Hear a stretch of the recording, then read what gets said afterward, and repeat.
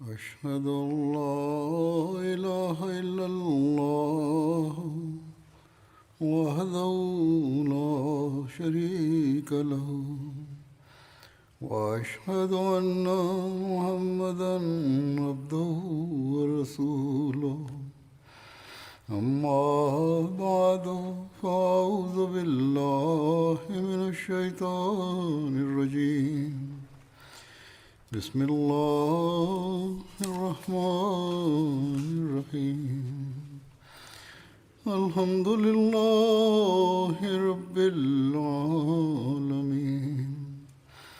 الرحمن الرحيم مالك يوم الدين إياك نعبد وإياك نستعين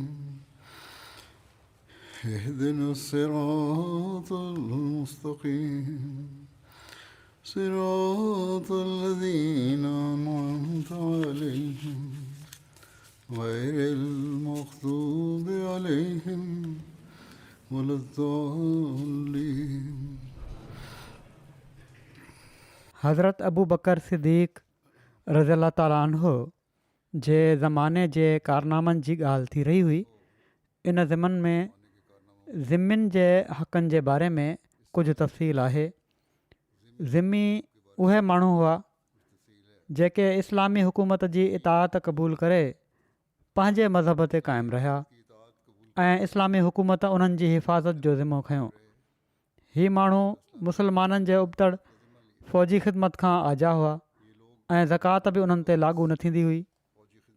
तंहिं करे उन्हनि जी जान माल ऐं ॿियनि इंसानी हक़नि जी हिफ़ाज़त जे बदिले उन्हनि खां हिकिड़ो मामूली टैक्स वसूलु कयो वेंदो हुयो जंहिंखे उर्फ़ आम में जिज़ियो चवनि था. इन जो मिक़दारु हर साल सिर्फ़ु 4 दिरहम फ़ी माण्हू हो ऐं हीअ सिर्फ़ु बालिग़ सिहतमंद ऐं कमु करण जहिड़नि माण्हुनि खां वसूलु कयो वेंदो हुयो. पौढ़ा माज़ूर लाचार मुहताज ऐं ॿार इन खां आजा हुआ ऐं पर माज़ूरनि मुहताजनि खे इस्लामी बैतुल माल मां मदद ॾिनी वेंदी हुई. इराक़ ऐं शाम जी फ़तहुनि जे दौरान में केतिरा ई क़बीला ऐं आबादियूं जिज़िये जे बुनियाद ते इस्लामी रैयत बणिजी विया. उन्हनि सां जेके मुआदा थिया उन्हनि में अहिड़े क़िस्म जूं शिकूं बि रखियूं वयूं त उन्हनि जूं ख़ानकाहूं ऐं गिरजा ड्राथा न वेंदा ऐं न उन्हनि जो को अहिड़ो क़िलो ड्राथो वेंदो जंहिंखे हू ज़रूरत महल दुश्मननि जे मुक़ाबले में क़िला बंदि थींदा हुजनि. नाकूस वॼाइण जी झल न हूंदी ऐं न मज़हबी ॾिहाड़े जे मौक़े ते सलीब कढण खां रोकिया वेंदा. माना त सलीब जो जुलूस हू कढी सघनि था. हज़रत अबू बकर जी ख़िलाफ़त जे दौर में हीरा वारनि सां हज़रत ख़ालिद बिन वलीद जेको मुआदो कयो हुयो उन में ॿियनि ॻाल्हियुनि खां अलावा हीअ बि अहद कयो वियो हुयो त अहिड़ो पोढ़ो माण्हू जेको कम खां माज़ूर थी वञे या उन ते का बीमारी या मुसीबत अची पए या जेको पहिरियां अमीर हुजे ऐं पोइ अहिड़ो ग़रीब थी वञे जो उन जे मज़हब वारा उनखे ख़ैरात ॾियणु लॻनि त उन जे मथां जिज़ियो साकित कयो वेंदो माना त ख़तमु कयो वेंदो. ऐं जेसि ताईं हू दारुल हिजरत ऐं दारुल इस्लाम में रहंदो जिथे इस्लामी हुकूमत आहे उते रहंदो उन जा ऐं उन जे घर वारनि जा ख़र्च मुस्लमाननि जे बैतुल माल मां पूरा कया वेंदा. अलबत जेकॾहिं अहिड़ा माण्हू दारुल हिजरत ऐं दारुल इस्लाम छॾे ॿाहिरि हलिया वञनि ॿियनि मुल्कनि में हलिया वञनि त उन्हनि जे घर वारनि जी कफ़ालत मुस्लमाननि जे ज़िमे न हूंदी. हिकिड़ी रिवायत जे मुताबिक़ हीरा वारनि सां हज़रत ख़ालिद बिन वलीद जे मुआदे में दर्ज हुयो त मुहताजनि ऐं माज़ूरनि ऐं तारिक दुनिया राहिबनि लाइ जिज़ियो माफ़ हूंदो.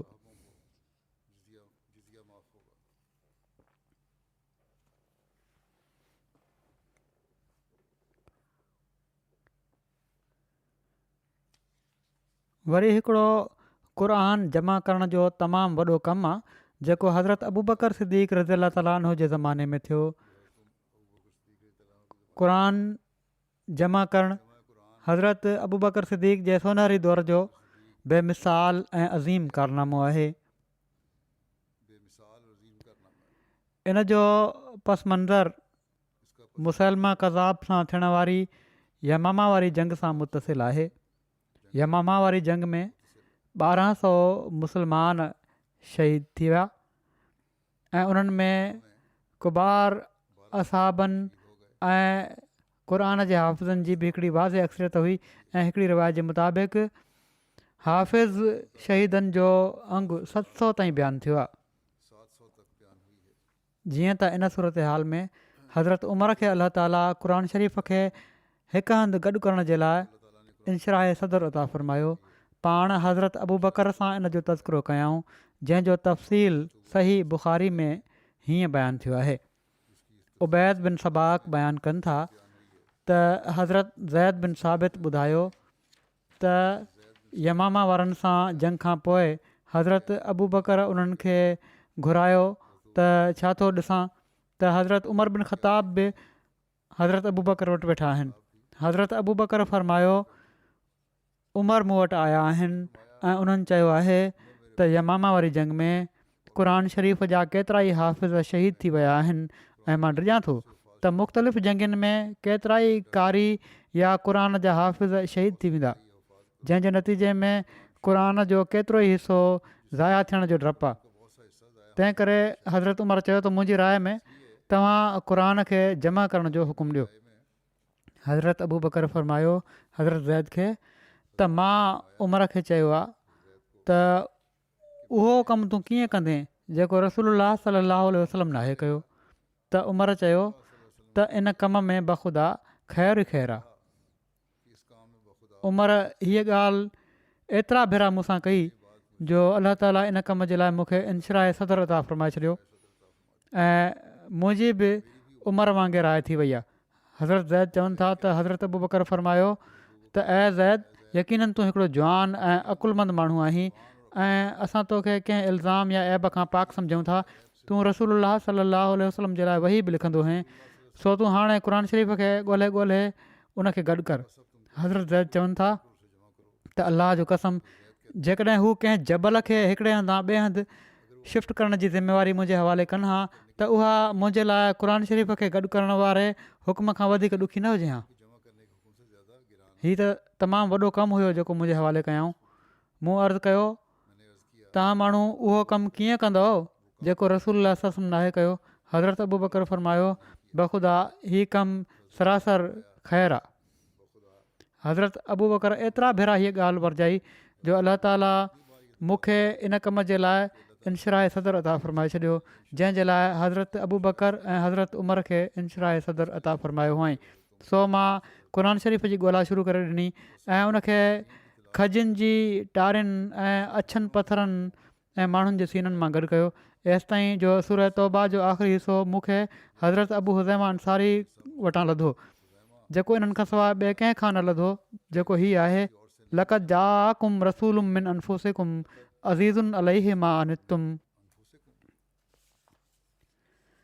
हितां खां वठी सूरह तौबा जे आख़िर ताईं। पोइ क़ुर शरीफ़ जा ही तहरीरी सहीफ़ा हज़रत अबू बकर जी वफ़ात ताईं उन्हनि वटि रहिया। पोइ हज़रत उमर जी ज़िंदगी में उन्हनि वटि रहिया। इन खां पोइ हज़रत हफ़्सा बिनते उमर वटि रहिया। इमाम बग़वी पंहिंजे किताब शरह सना में जमा क़ुर जी हदीसुनि ते हाशियो लिखंदे फ़रमाइनि था त जंहिं क़ुर खे अलाह ताला पंहिंजे रसूल सल्लल्लाहु अलैहि वसल्लम ते लाथो हुयो उनखे असाब सगोरनि मिनोअन बिना कंहिं घटि वधाई जे मुकमिल जमा करे छॾियो हुयो ऐं असाब सगोरनि जो क़ुर शरीफ़ खे जमा करण जो सबबु हदीस में ई बयानु थियो आहे त पहिरियां क़ुर शरीफ़ खजी जी टारियुनि पथर जी स्लेटुनि ब्लाकनि ऐं हाफ़िज़नि किराम जे सीननि में विखरियलु हुयो। असाब सगोरनि खे ख़दशो थियो त हाफ़िज़नि किराम जी शहादत सां क़ुर शरीफ़ जो कुझु हिसो ज़ाया न थी वञे। तंहिं करे हू हज़रत अबू बकर जी ख़िदमत में हाज़िर थिया ऐं उन्हनि खे क़ुर शरीफ़ खे हिकिड़े हंधि गॾु करण जो मशवरो ॾिनऊं। हीउ कमु सभिनी असाब सगोरनि जे इतफ़ाक़ सां थियो। तंहिं करे उन्हनि क़ुर शरीफ़ खे बिना तक़दीम ताख़ीर जे जो जहिड़ी तरह रसूल सल्लल्लाहु अलैहि वसल्लम खां ॿुधो हुयो बिल्कुलु ओड़ी तरह मुरतब करे छॾियऊं। रसूलुल्लाह सल्लल्लाहु अलैहि वसल्लम पंहिंजे असाब सॻोरनि खे क़ुर शरीफ़ ॿुधाईंदा हुआ ऐं उन्हनि खे बिल्कुलु उन ई तरतीब सां क़ुर सेखारींदा हुआ जहिड़ी तरह ही हाणे असांजे साम्हूं सिफ़नि में मौजूदु आहे। हीअ तरतीब जिब्राइल पाण सॻोरनि सलम खे सेखारियो हुयो। हू हुज़ूर सल्लल्लाहु अलैहि वसल्लम खे हर आयत जे नुज़ूल ते ॿुधाईंदा हुआ त हिन आयत खे फ़लाणी सूरत में फ़लाणी आयत खां पोइ लिखाए छॾियो। क़ुर शरीफ़ जमा करण जो कमु हज़रत अबू बकर जे दौर में थियो। हज़रत अली इन जे बारे में बयानु कनि था त अलाह ताला हज़रत अबू बकर सिद्दीक़ ते रहमत नाज़िल फ़रमाए। उहे ई आहिनि जन सभिनी खां पहिरियां क़ुर शरीफ़ खे किताबी सूरत में महफ़ूज़ कयो हो। हज़रत मुस्लिम मऊद रज़ियल्लाहु अन्हु जमा क़ुर जे हवाले सां ज़िक्र कंदे फ़रमाइनि था त जेका ॻाल्हि उन वक़्त ताईं न थी हुई उहा सिर्फ़ु हीअ हुई त हिकु जुल्द में क़ुर शरीफ़ गॾु न थियो हो। जॾहिं ही 500 क़ुर जो हाफ़िज़ उन लड़ाई माना त यमामा वारी जंग में मारिजी वियो त हज़रत उमर हज़रत अबू बकर वटि विया ऐं उन्हनि खे वञी चयाऊं त हिकु लड़ाई में 500 क़ुर जा हाफ़िज़ शहीद थिया आहिनि ऐं अञा त केतिरियूं ई लड़ायूं असांजे साम्हूं आहिनि। जेकॾहिं ॿिया हाफ़िज़ बि शहीद थी विया त माण्हुनि खे क़ुर शरीफ़ जे बारे में शक पैदा थी वेंदो। तंहिं करे क़ुर खे हिकु जुल्द में गॾु करे छॾणु घुरिजे। हज़रत अबू बकर पहिरियां त इन ॻाल्हि खां इनकार कयो पर आख़िर उन्हनि जी ॻाल्हि मञे वरितऊं। हज़रत अबू बकर ज़ैद बिन साबित खे इन कम जे लाइ मुक़ररु कयो जेके रसूल करीम सल्लल्लाहु अलैहि वसल्लम जी ज़िंदगी में क़ुर शरीफ़ लिखंदा हुआ ऐं कुबार असहाब उन्हनि जी मदद जे लाइ मुक़ररु कयऊं। तोड़े हज़ारे असहाब क़ुर शरीफ़ जा हाफ़िज़ हुआ पर क़ुर शरीफ़ लिखणु महिल हज़ारे असहाबनि खे गॾु करणु त नामुमकिन हुयो। तंहिं करे हज़रत अबू बकर हुकुम ॾिनो त क़ुर शरीफ़ खे तहरीरी नुस्ख़नि खां नक़ुल कयो वञे ऐं साण ई हीअ एहतियात कयो वञे त घटि में घटि 2 क़ुर जा हाफ़िज़ ॿिया बि इन जी तसदीक़ करण वारा हुजनि।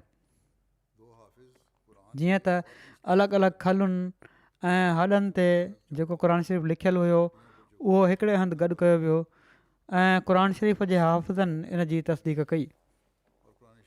जेकॾहिं क़ुर शरीफ़ जे बारे में कोई शक थी सघे थो त सिर्फ़ु रसूलुल्लाह सल्लल्लाहु अलैहि वसल्लम जी वफ़ात ऐं उन वक़्त जे विचें वक़्त जे बारे में थी सघे थो।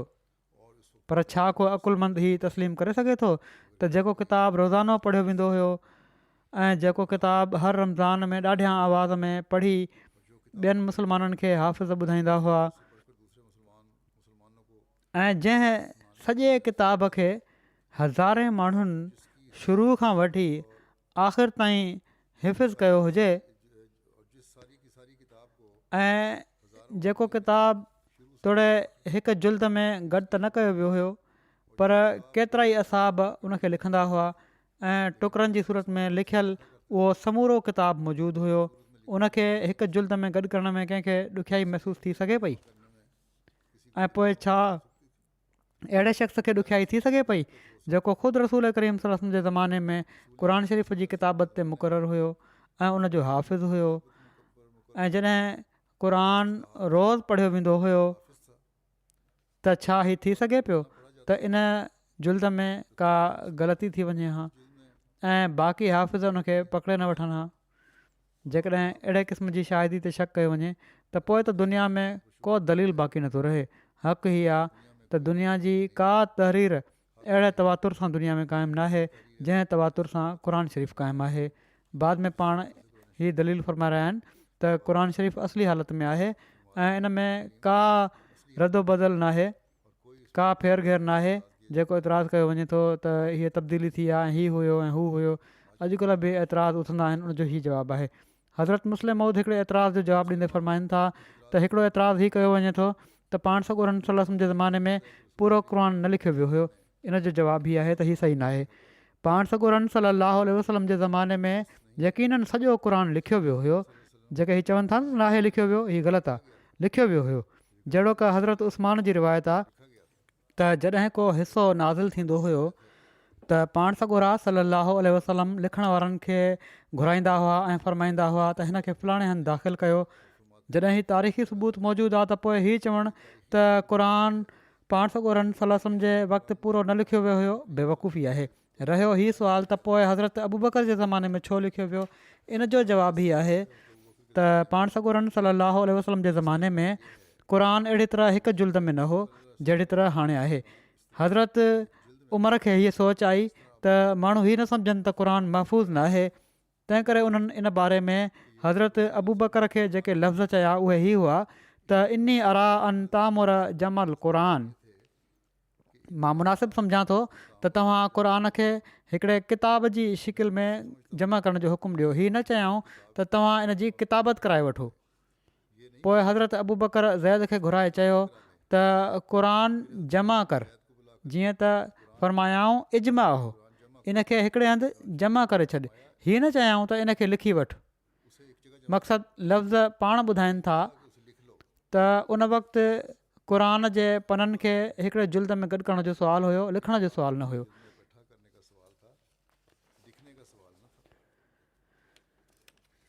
हज़रत अबू बकर जी ख़िलाफ़त जे दौर में क़ुर शरीफ़ हिकु जुल्द में जमा कयो वियो ऐं बाद में हज़रत उस्मान जी ख़िलाफ़त जे दौर में वधीक पेशरफ़्त हीअ थी जो सॼे अरब ऐं पर सॼी मुस्लिम दुनिया खे हिकु क़िरात ते जमा कयो वियो।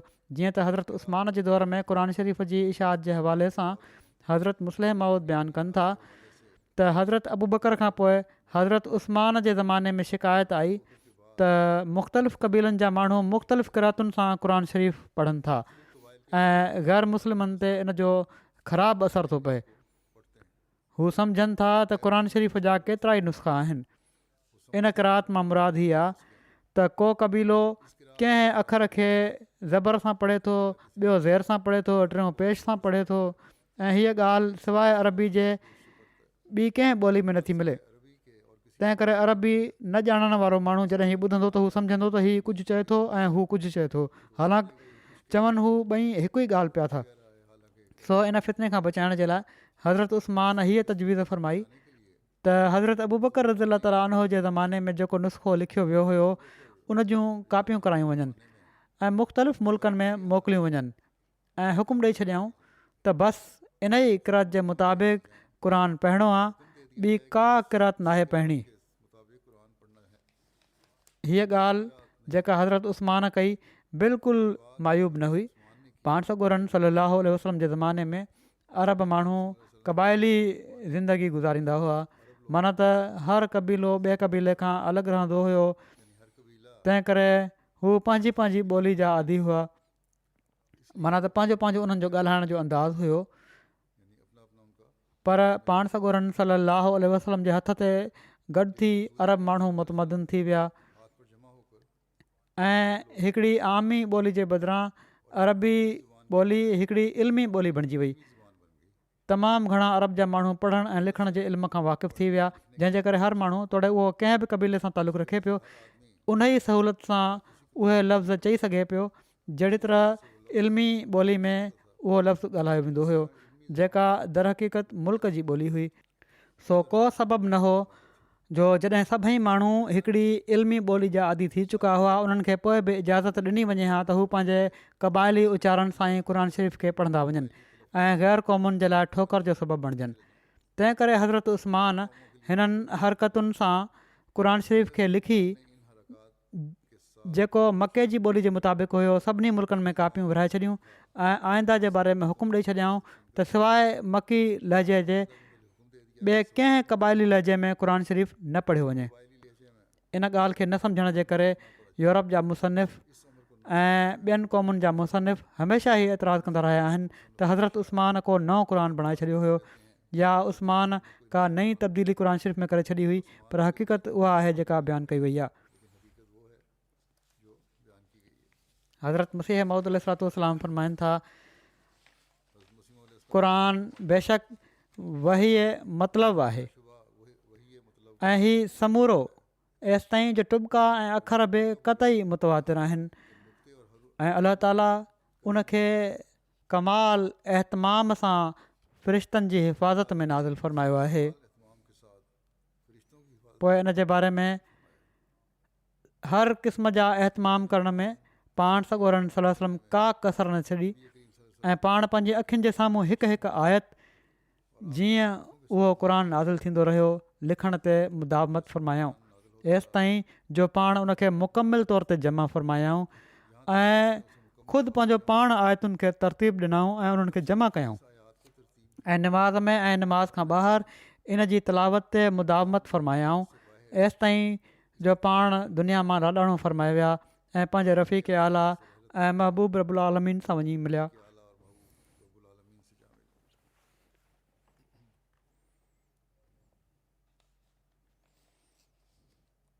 वरी इन खां पोइ हज़रत मसीह मऊद अलैहिस्सलाम फ़रमाइनि था पोइ इन खां बाद ख़लीफ़ा अव्वल हज़रत अबू बकर सिद्दीक़ रज़ियल्लाहु ताला अन्हु इन जी समूरियुनि सूरतुनि खे पाण सॻोरनि सल्लल्लाहु अलैहि वसल्लम खां ॿुधल तरतीब जे मुताबिक़ जमा करण जो एतमाम फ़रमायो पोइ हज़रत अबू बकर सिद्दीक़ रज़ियल्लाहु ताला अन्हु खां पोइ अलाह ताला ख़लीफ़ा सालिस हज़रत उस्मान रज़ियल्लाहु ताला अन्हु खे तौफ़ीक़ अता फ़रमाई त पाण कुरैश जी लुग़त जे मुताबिक़ क़ुर खे हिकु क़रत में गॾु कयऊं ऐं उनखे सभिनी मुल्कनि में फैलाए छॾियऊं हीउ सुवालु आहे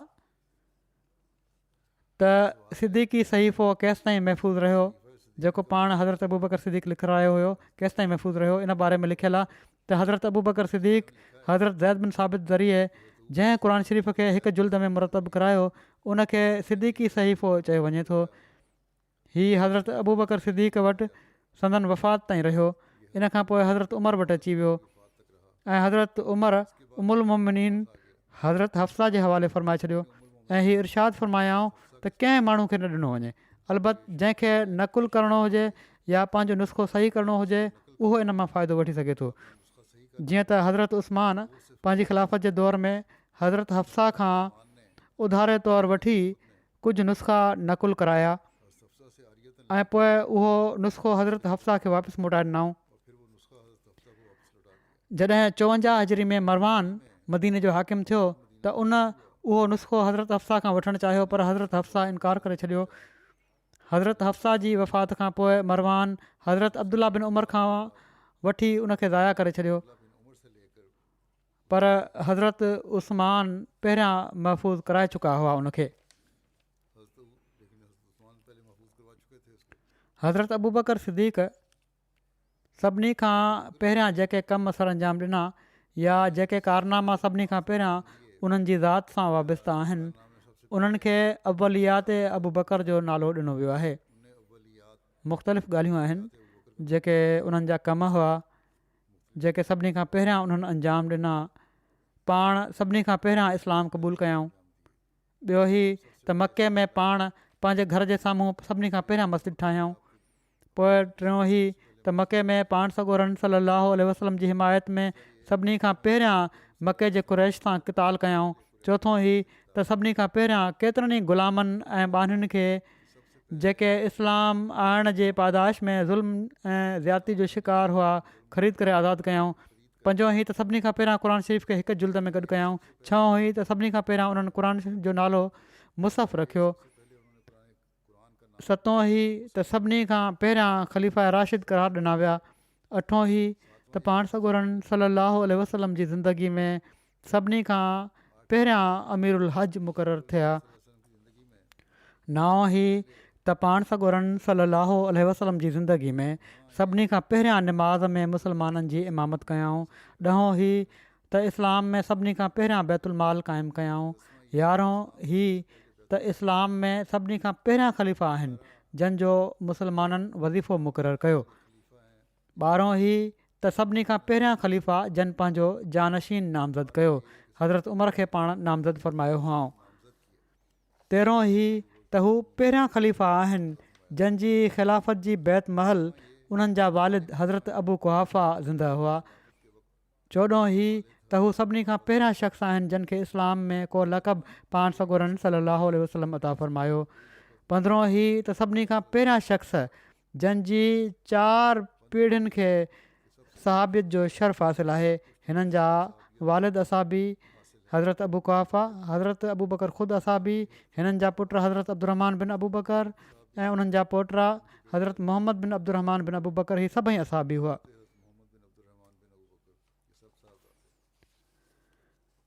हज़रत अबू बकर सिद्दीक़ रज़ियल्लाहु ताला अन्हो जे मनाक़िब जे बारे में लिखियलु आहे।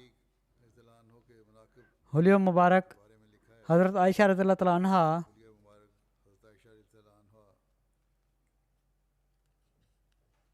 हिननि जे बारे में मरवी आहे, हज़रत आयशा खां मरवी आहे, हिननि जे बारे में मरवी आहे, माना उन्हनि जे हवाले सां ॻाल्हि कई वई आहे त उन्हनि हिकिड़े अरबी शख़्स खे ॾिठो जेको पंधु हली रहियो हुयो ऐं पाण उन वक़्तु पंहिंजी पालकी में हुयूं। पाण फ़रमायाऊं त मां हिन शख़्स खां वधीक हिन हज़रत अबू बकर सां मुशाबे को शख़्स नाहे ॾिठो। रावी चवनि था असां चयोसीं, हज़रत आयशा खां पुछा कईसीं त तव्हां असांजे लाइ हज़रत अबू बकर जो हुलियो बयानु कयो। त हज़रत आयशा फ़रमायो त हज़रत अबू बकर भूरे रंग जा शख़्स हुआ, सन्हड़ा हुआ, गिटनि ते गोश्त घटि हुयो, चेल थोरी ख़मीदा हुई, थोरी निवड़ियल हुई, जो संदन गोॾ बि चेल ते न बीहंदी हुई ऐं हेठि सुरकी वेंदी हुई। चहिरो घटि गोश्त वारो हुयो, भरियल न हुयो चहिरो घणो, अखियूं अंदरे पासे हुयूं ऐं निरुड़ ऊचो हो। इब्न सीरी चवनि था त मां हज़रत अनस बिन मालिक खां पुछा कई त हज़रत अबू बकर केस कंदा हुआ? त उन्हनि चयो हा, मेहंदी ऐं कतम सां रंग लॻाईंदा हुआ पंहिंजे वारनि ते, ॾाढ़ी ते। कतम हिकिड़ी ॿूटी जो नालो आहे। ख़शियत इलाही ऐं ज़ोद ऐं तक़वा जे बारे में लिखियलु आहे त हज़रत नबी करीम सल्लल्लाहु अलैहि वसल्लम हज़रत रबिया बिन जाफ़िर ऐं हज़रत अबू बकर खे कुझु ज़मीन अता फ़रमाई। ॿिन्ही में हिकिड़े वण जे लाइ इख़्तिलाफ़ु थी वियो। हज़रत अबू बकर बहस दौरान का सख़्तु ॻाल्हि चई ॾिनी, पर बाद में इन ते ॾाढो शर्मसार थिया ऐं चयाऊं रबिया तूं बि मूंखे का अहिड़ी सख़्तु ॻाल्हि चओ त जीअं उहा उनजो किसास थी वञे, जहिड़ी तरह मां सख़्तु ॻाल्हि चई आहे तोखे, तूं बि चई छॾ। पर उन्हनि इनकार करे छॾियो। हज़रत रबिया हू ॿई पाण सॻोरनि सल्लल्लाहु अलैहि वसल्लम जी ख़िदमत में हाज़िर थिया, सॼो वाक़ियो बयानु कयाऊं। इन ते पाण सॻोरनि सल्लल्लाहु अलैहि वसल्लम फ़रमायो त रबिया तूं सख़्तु जवाबु न ॾे, पर हीअ दुआ ॾे ग़फ़र अल्लाहु लक या अबा बकर, ए अबू बकर अलाह तोखां दरगुज़र फ़रमाए। इन ते उन्हनि ईअं ई कयो। हज़रत अबू बकर हीअ ॻाल्हि जॾहिं ॿुधी त इन जो एतिरे क़दुरु असरु थियुनि जो तमामु घणो रोंदे वापसि मोटिया। हिकिड़ी रिवायत में आहे त हज़रत अबू बकर सिद्दीक़ हिकिड़ो पखी ॾिठो जेको हिकिड़े वण ते हो। पाण चयाऊं ए पखी तोखे ख़ुशख़बरी हुजे, अलाह जो कसम मां चाहियां थो त मां तो वांगुरु हुजां हा। तूं वण ते वेहीं थो ऐं मेवो खाईं थो ऐं पोइ उॾी थो वञी। तो ते न को हिसाबु थींदो ऐं न कोई अज़ाब। अलाह जो कसम मां चाहियां थो त मां रस्ते जे हिकिड़े पासे हिकिड़ो वण हुजां हा ऐं उठ मुंहिंजे भरिसां लंघे हा ऐं मूंखे पकिड़े हा ऐं पंहिंजे वात में विझी छॾे हा ऐं मूंखे चॿे विझे हा। पोइ हू मूंखे तकड़ में ॻीह वठे हा। पोइ उठ मूंखे लेॾुड़नि जी सूरत में ॿाहिरि कढे हा ऐं मां इंसानु न हुजां हा। हज़रत मुस्लिह मऊद रज़ियल्लाहु ताला अन्हु सूरत नबा जी आयत नंबर 41 व यक़ूलुल काफ़िरो या लैतनी कुंतु तुराबा, ऐं काफ़िर चवंदो ऐं काश मां ख़ाक थी चुको हुजां हा। जो तफ़सीर कंदे बयानु फ़रमाइनि था त के मुस्लमान फ़िरका असाबनि जे बुग़्ज़ में एतिरे क़दुरु वधी विया आहिनि जो हू चवनि था त हज़रत अबू बकर मौत महल इहो ई फ़िक्रो चवंदा हुआ, सो उन्हनि जो कुफ़ुर साबित आहे। माना त हू ही पढ़ंदा हुआ व यक़ूलुल काफ़िरो या लैतनी कुंतु तुराबा, छो त हज़रत अबू बकर पढ़ंदा हुआ काफ़िर चवंदो ए काश मां ख़ाक थी चुको हुजां हा, त इन करे हू काफ़िर थिया नऊज़ बिल्लाह। हज़रत मुस्लिम मौद फ़रमाइनि था हालांकि हीअ रिवायत साबित हुजे, जेकॾहिं हीअ सची ॻाल्हि आहे ऐं हीअ आयत हज़रत अबू बकर जे बारे में हुजे त हज़रत अबू बकर जे ईमान जे लिहाज़ खां इन जी हीअ माना थींदी त काफ़िरनि जी ॻाल्हियुनि जो मुनकिर माना त अबू बकर ई चवंदो त काश मूंसां ख़ुदा ताला जो मामिलो ईअं ई हुजे हा, जो न हू मुंहिंजे नेक अमलनि जो बदिलो ॾिए हा ऐं न मुंहिंजी ग़लतियुनि जी सज़ा ॾिए हा। ऐं हीउ फ़िक्रो हिकिड़े कामिल मोमिन जो फ़िक्रो आहे। हदीसुनि में त ख़ुदि रसूल करीम सलाहु वसलम जे बारे में बि अचे थो त पाण ई फ़रमाईंदा हुआ त मां पंहिंजे अमलनि जे करे बख़्शियो न वेंदुसि ऐं पर अलाह ताला जे फज़ुल सां बख़्शियो वेंदुसि। काफ़र जो लफ़्ज़ हिन हंधि तनज़न इस्तेमालु थियो आहे ऐं मतिलबु हीअ आहे त हीअ माण्हू उनखे काफ़र चवनि था जेको जंग में पाण सॻोरन सलाहु जे सभिनी खां वधीक वेझो हूंदो हुयो ऐं जंहिं पंहिंजो सॼो माल पाण सॻोरन सलाहु वसलम ते क़ुर्बान करे छॾियो हुयो ऐं 11 सालनि जी धीउ जी हुज़ूर सां शादी करे छॾी हुआईं जॾहिं त हुज़ूर जी उमिरि 54-55 साल हुई ऐं हिजरत में हुज़ूर सां गॾु हुयो जॾहिं त सॼे मके जे मुक़ाबले में पाण सिर्फ़ु अबू बकर खे साण वठी बीह रहिया हुआ। क़ुर शरीफ़ तनज़िया चए थो त हीअ क़ुर्बानियूं ॾियण वारो शख़्स त काफ़र आहे, पर उहे माण्हू जेकॾहिं हीअ सम्झो वञे त अबू बकर जे बारे में बि आहे हीअ आयत त हीअ तनज़िया लफ़्ज़ इस्तेमालु थियो आहे। हीअ क़ुर्बानियूं ॾियण वारो शख़्स त काफ़र आहे, पर उहे माण्हू जन हिन जे अमलनि जे मुक़ाबले में का निस्बत बि अमल जी नाहे ॾेखारी उहे मोमिन बणिजंदा पिया था वठनि। हज़रत अबू बकर जी वफ़ात जो वक़्तु जॾहिं वेझो आयो त उन्हनि हज़रत आयशा खे फ़रमायो, ऐं मुंहिंजी धीउ तोखे ख़बर आहे त माण्हुनि में सभिनी खां वधीक महबूब ऐं प्यारी तूं मूंखे आहीं ऐं मां पंहिंजी फ़िलाणी जॻह जी ज़मीन तोखे बख़्श करे ॾिनी हुई। जेकॾहिं तूं हुन ते कब्ज़ो कयो हुजे हा ऐं उन जे नफ़े मां इस्तिफ़ादो कयो हुजे हा त यकीननि उहा तुंहिंजी मिल्कियत हुई, पर हाणे उहा मुंहिंजे सभिनी वारसनि जी मिल्कियत आहे। मां पसंदि कयां थो त तूं मूंखे उहा वापसि मोटाए ॾिए, उहा ॾिनल ज़मीन वापसि मोटाए छॾ, छो त इन ते तूं कब्ज़ो न कयो ऐं मुंहिंजी ज़िंदगी में उहा ज़मीन मुंहिंजे इस्तेमालु हेठि रही त जीअं उहा मुंहिंजी समूरी औलाद में अलाह जे किताब जे मुताबिक़ विराइजी वञे ऐं मां पंहिंजे रब सां इन हालत में मिलां जो मां पंहिंजी औलाद मां कंहिंखे ॿिए ते फ़ज़ीलत न ॾिनी हूंदी। इन ते हज़रत आयशा अर्ज़ु कयो, तव्हांजे हुकुम जी अखर ब अखर तामील कई वेंदी। हेठियों वाक़ियो जेको बयानु करणु लॻो आहियां मां हीअ पहिरियां बि ॿुधाए चुको आहियां, पर संदन मनाक़िब जे ज़िम्न में बि हिते ॿीहर ॿुधाए थो छॾियां। जॾहिं ख़िलाफ़त जी रिदा खेनि अलाह ताला पाराई त उन वक़्त जी ॻाल्हि आहे त ॿिए ॾींहुं हज़रत अबू बकर जेके कपिड़े जो वापारु कंदा हुआ ख़लीफ़ो चूंडजण खां पोइ मामूल मुताबिक़ कुल्हे ते कपिड़नि जा ताकिया रखे शहर ॾांहुं रवाना थिया। रस्ते में हज़रत उमर ऐं हज़रत अबू उबैदा सां मुलाक़ात थी। उन्हनि चयो, ऐं रसूलुल्लाह सल्लल्लाहु अलैहि वसल्लम जा ख़लीफ़ा काॾे पिया था वञो? हज़रत अबू बकर फ़रमायो, शहर।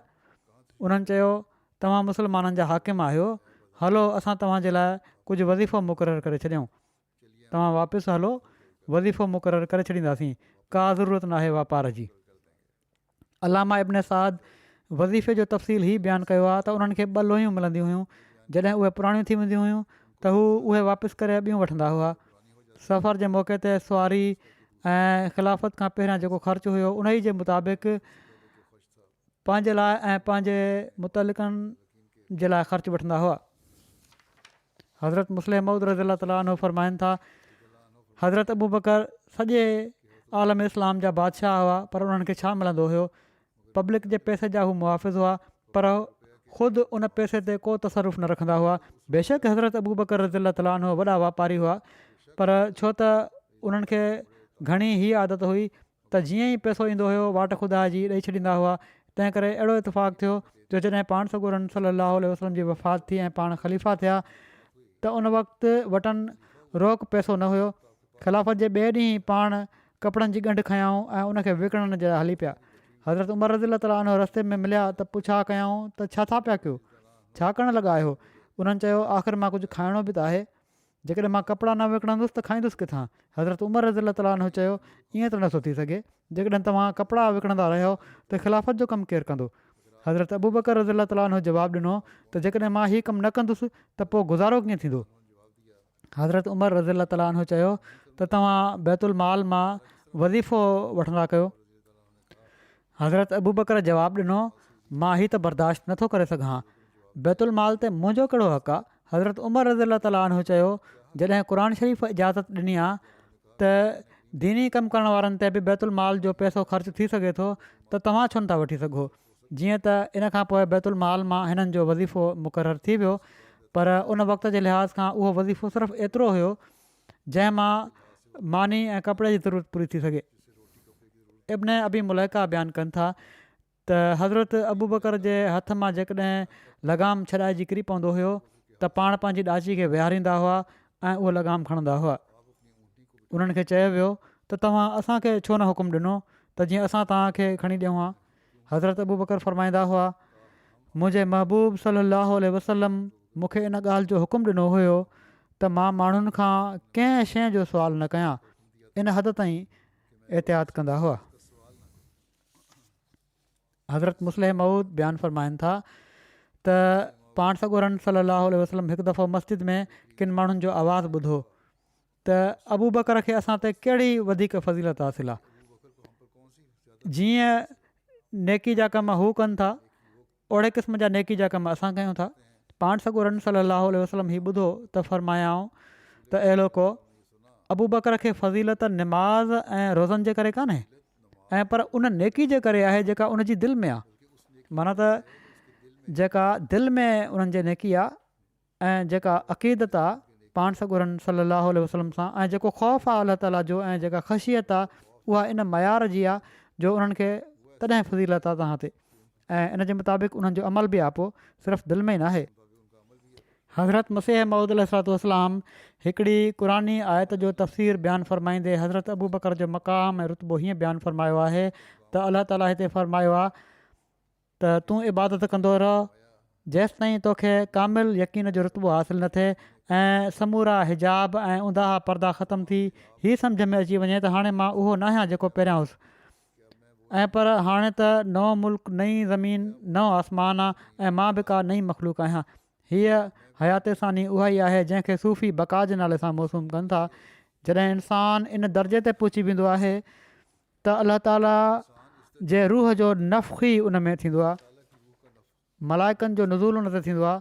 इहो ई उहो राज़ आहे जंहिं ते पैगम्बर ख़ुदा सल्लल्लाहु अलैहि वसल्लम हज़रत अबू बकर रज़ियल्लाहु ताला अन्हु जे बारे में फ़रमायो त जेकॾहिं को चाहे त मुर्दा मैयत खे ज़मीन ते हलंदे ॾिसे त हू अबू बकर खे ॾिसे ऐं अबू बकर जो दर्जो उन जे ज़ाहिरी अमलनि सां ई न आहे ऐं पर इन ॻाल्हि सां आहे जेको उन जी दिलि में आहे। हज़रत अबू सईद ख़ुदरी बयानु कनि था त हिकु भेरे हू माण्हू पाण सॻोरन सलाहु वसलम सां गॾु कंहिं सफ़र ते रवाना थिया। जॾहिं मंज़िल कयऊं त मुख़्तलिफ़ टोलनि में विरहाइजी विया को कंहिंसां को कंहिंसां।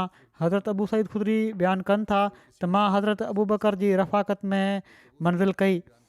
असां सां गॾु बादिया नशीननि मां हिकिड़ो ॻोठाणो माण्हू बि हुयो।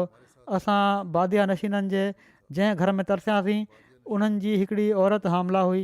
उन ॻोठाणे उन औरत खे चयो त छा तुंहिंजी ख़्वाहिश आहे त तोखे पुटु ॼमे जेकॾहिं तूं मूंखे हिकिड़ी ॿकरी ॾेई छॾीं त तोखे पुटु ॼमंदो। उन औरत उनखे ॿकरी ॾेई छॾी।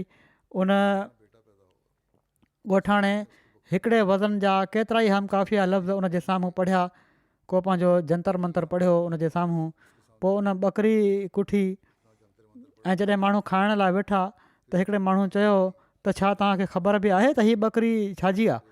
पोइ उनजो सॼो किसो ॿुधायो कहिड़ी तरह उन औरत खां उन हीअ चई ॿकरी वरिती हुई त तोखे पुटु ॼमंदो मां इन ते दुआ पढ़ंदुसि। त रावी चवनि था त मां हज़रत अबू बकर खे ॾिठो पाण बि उते हुआ खाधो खाइण वारनि में शामिलु।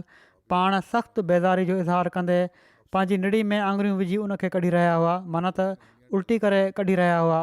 खाधो अहिड़ो खाधो जेको शिरक जो ज़रियो बणियो हुजे उहो मां नथो खाई सघां। हज़रत आयशा रज़ियल्लाहु ताला अन्हा बयानु फ़रमायो त हज़रत अबू बकर जो हिकिड़ो ग़ुलाम हुयो। हू उन्हनि खे कमाई आणे ॾींदो हुयो ऐं हज़रत अबू बकर उन जी कमाई मां खाईंदा हुआ। हिकिड़े ॾींहुं उन का शइ आंदी हज़रत अबू बकर उन मां खाधो। ग़ुलाम उन्हनि खे चयो छा तव्हां ॼाणो था त हीअ छा आहे। हज़रत अबू बकर पुछा कई हीअ छा आहे। उन चयो मां जाहिलियत जे ज़माने में हिकिड़े शख़्स जे लाइ कहानत कई हुई ऐं मां कहानत जो इल्मु चङी तरह न ॼाणींदो हुउसि सवाइ इन जे जो मां उनखे धोखो ॾिनो। हू मूंसां मिलियो त उन मूंखे इन जे बदिले कुझु ॾिनो हो सो ही उहो आहे जंहिं मां तव्हां खाधो आहे। तोहफ़ो खणी आयो हुयो या पचाए का शइ खणी ईंदो हुयो कॾहिं कॾहिं त हज़रत अबू बकर पंहिंजो हथु गले में दाख़िलु कयो ऐं जेको कुझु पेट में हुयो सभु उल्टी करे छॾियाऊं। उन्हनि चयो अहिड़ो हराम खाधो मां नथो खाई सघां। हज़रत अब्दुल्ला बिन उमर खां रिवायत आहे त पाण सॻोरन सलाहु वसलम फरमायो, जेको गुरूर विचां पंहिंजो कपिड़ो गेले हलियो त अलाह क़यामत जे ॾींहुं उन ॾांहुं नज़र खणी न ॾिसंदो। हज़रत अबू बकर चयो त मुंहिंजे कपिड़े जो हिकिड़ो पासो ढरो रहंदो आहे, सवाइ इन जे जो मां उनजो ख़ासि ख़्यालु रखां। पाण सॻोरन सलाहु फरमायो, तूं त गुरूर विचां ईअं नथो करीं। हज़रत मसीह मौद सलाम फरमाइनि था, हिकु भेरे पाण सॻोरन सलाहु वसलम फरमायो त जंहिंजी गोॾ हेठि लड़के थी हू दोज़ख में वेंदा। हज़रत अबू बकर रज़ी ताला अन्हु हीउ ॿुधी रोई ॾिनो, छो त उन्हनि जी गोॾ ई ओढ़ी हुई।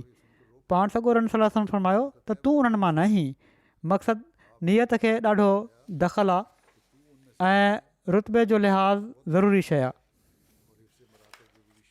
पोइ रसूलुल्लाह सलाहु वसलम जी कामिल इताअत ऐं फ़र्मा बरदारी ऐं इश्क़ रसूल ऐं रसूलुल्लाह सलाहु वसलम जे लाइ गैरत जो ज़िक्र आहे। हिकिड़े ॾींहुं हज़रत आयशा घर में पाण सॻोरन सलाहु वसलम सां कुझु तेज़ ॻाल्हाए रहियूं हुयूं, जो मथां उन्हनि जा वालिद माना त हज़रत अबू बकर अची विया। हीअ हालति ॾिसी हू पाण झले न सघिया ऐं पंहिंजी धीउ खे मारण जे लाइ अॻिते वधिया त तूं ख़ुदा जे रसूल जे अॻियां ईअं थी ॻाल्हाईं। पाण सॻोरन सलाहु वसलम हीअ ॾिसंदे ई पीउ ऐं धीउ जे विच में पीउ धीउ जे विच में हायल थी विया ऐं हज़रत अबू बकर जी मुतवक़े सज़ा खां हज़रत आयशा खे बचाए वरितऊं। जॾहिं हज़रत अबू बकर हलिया विया त पाण सॻोरन सलाहु वसलम हज़रत आयशा खे भोॻनि में फ़रमायो, ॾिठई अॼु असां तोखे तुंहिंजे पीउ खां कीअं बचायोसीं। कुझु ॾींहंनि खां पोइ हज़रत अबू बकर ॿीहर आया त हज़रत रसूलुल्लाह सलाहु वसलम सां गॾु हज़रत आयशा खिल ख़ुशी सां ॻाल्हियूं करे रहियूं हुयूं। हज़रत अबू बकर चवणु लॻा त ॾिसो तव्हां पंहिंजी लड़ाई में त मूंखे शरीक कयो हुयो, हाणे ख़ुशी में बि शरीक करे वठो। इन ते रसूलुल्लाह सलाहु वसलम फरमायो, असां शरीक कयोसीं। हज़रत उक़बा बिन हारिस बयानु कनि था त मां हज़रत अबू बकर खे ॾिठो, उन्हनि हज़रत हसन खे खयों ऐं हू हीअ चई रहिया हुआ त मुंहिंजो पीउ तो ते क़ुर्बान, हीअ त नबी जी शकल शबाहत आहे, अली जी शकल शबाहत नाहे। ऐं हज़रत अली हीअ ॿुधी खिली रहिया हुआ। हज़रत अब्दुल्ला बिन उमर रज़ी ताला अन्हुमा बयानु कनि था त जॾहिं हज़रत उमर बिन ख़ताब जी धीउ हज़रत हफ्सा हज़रत खुनैस बिन हुज़ाफ़ा सहमी जे फ़ौत थियण ते बेवा थी वियूं ऐं हू रसूलुल्लाह सलाहु वसलम जे असहाबनि मां हुआ, बदर वारी जंग में शरीक थिया हुआ, मदीने में हू फ़ौत थिया हुआ, त हज़रत उमर बिन ख़ताब चवंदा हुआ, मां उस्मान बिन अफ़ान सां मिलियुसि ऐं उन्हनि वटि हफ्सा जी ॻाल्हि कयमि ऐं चयुमि त जेकॾहिं तव्हां चाहियो त हफ्सा जो निकाह तव्हां सां करे छॾियां। उन्हनि चयो मां इन मामले ते ग़ौर कंदुसि, जीअं त मां केतिरा ई ॾींहं इंतज़ारु कंदो रहियुसि। पोइ उस्मान चयो मूंखे इहो ई मुनासिबु मालूम थियो आहे त मां हिननि ॾींहंनि में शादी न कयां। हज़रत उमर चवंदा हुआ, पोइ मां हज़रत अबू बकर सां मिलियुसि ऐं चयुमि जेकॾहिं तव्हां चाहियो त मां हफ्सा जो निकाह तव्हां सां थो करे छॾियां। हज़रत अबू बकर ख़ामोश थी विया ऐं मूंखे को जवाबु न ॾिनऊं। उस्मान जी भेट में हज़रत उमर चवनि था त उस्मान जी भेट में हिननि सां वधीक मां नाराज़ थियुसि। पोइ मां कुझु रातियूं इंतज़ारु कयो। इन खां पोइ रसूलुल्लाह सलाहु वसलम हफ्सा सां निकाह जो पैगाम मोकिलियो ऐं मां पाण सॻोरन सलाहु वसलम सां उन्हनि जो निकाह करे छॾियो। पोइ हज़रत अबू बकर मूंसां मिलिया ऐं चयाऊं शायदि तव्हां मूंखां नाराज़ थी विया आहियो जॾहिं तव्हां हफ्सा जी ॻाल्हि कई हुई ऐं मां कुझु जवाबु न ॾिनो हो। मां चयो हा ईअं ई आहे। त उन्हनि चयो दरअसल जेका ॻाल्हि तव्हां पेश कई हुई मां तव्हांखे इन लाइ जवाबु न ॾिनो हुयो जो मूंखे ख़बर पइजी वई हुई त रसूलुल्लाह सलाहु वसलम हफ्सा सां निकाह करणु चाहिनि था ऐं मां अहिड़ो न हुउसि जो रसूलुल्लाह सलाहु वसलम जी हीअ मर्ज़ी ज़ाहिर कयां हा। माना त तव्हांखे ॿुधायां हा त अहिड़ी तरह पाण सॻोरन सलाहु वसलम जी मर्ज़ी आहे। इन लाइ मां चुप थी वियुसि या इनकार करे छॾियुमि। ऐं पाण सॻोरा सलाहु वसलम अॻिते चवनि था जेकॾहिं पाण सॻोरा सलाहु वसलम इन रिश्ते खे छॾे ॾिना त मां ज़रूरु क़बूल करे वठां तव्हांजी धीउ जो रिश्तो। हज़रत अलीअ जो हज़रत अबू बकर खे भेटा पेश करणु इन जे बारे में लिखियलु आहे त हज़रत इब्न अब्बास रज़ी अल्लाह अन्हुमा खां रिवायत आहे त उन्हनि चयो त मां उन्हनि माण्हुनि में बीठो हुउसि जन हज़रत उमर बिन ख़ताब जी वफ़ात खां पोइ उन्हनि जे लाइ दुआ कई जॾहिं त उन्हनि खे तख़्ते ते रखियो वियो हुयो। एतिरे में छा थो ॾिसां त हिकिड़े शख़्स मुंहिंजे पुठियां अची पंहिंजी ठूठ मुंहिंजे कुल्हे ते रखी छॾी आहे, चवणु लॻो अलाह तो ते रहम करे। मूंखे त इहा ई उमेद हुई त अलाह तोखे बि असां जे ॿिन्ही साथियुनि सां गॾु ई दफ़न कंदो, छो त मां रसूल सल्लल्लाहु खे ई फरमाईंदे ॾाढो ॿुधो हुयो त मां ऐं अबू बकर ऐं उमर फलाणे हंधि हुआसीं, मां ऐं अबू बकर ऐं उमर हीअ कयोसीं, मां ऐं अबू बकर ऐं उमर हलिया वियासीं। इन लाइ मां हीअ उमेदु रखां पोइ त अलाह ताला तोखे बि हिननि ॿिन्ही सां गॾु ई रखंदो। मां जेको पोइ ते मोटी ॾिठो त हज़रत अली बिन तालिब हुआ। बाक़ी इनशा आइंदा बयानु थींदो।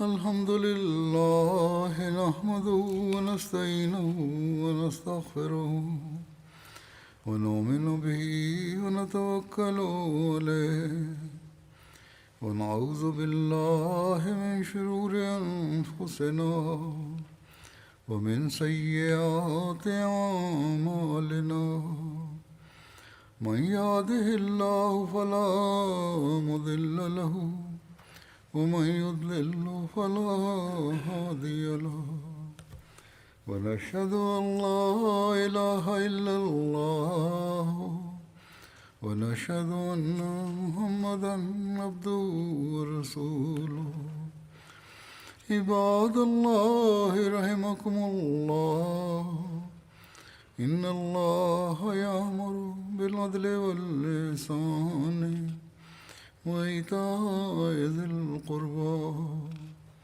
وينهى عن الفحشاء والمنكر والبغي يعظكم لعلكم تذكرون اذكروا الله يذكركم وادعوه يستجب لكم ولذكر الله أكبر.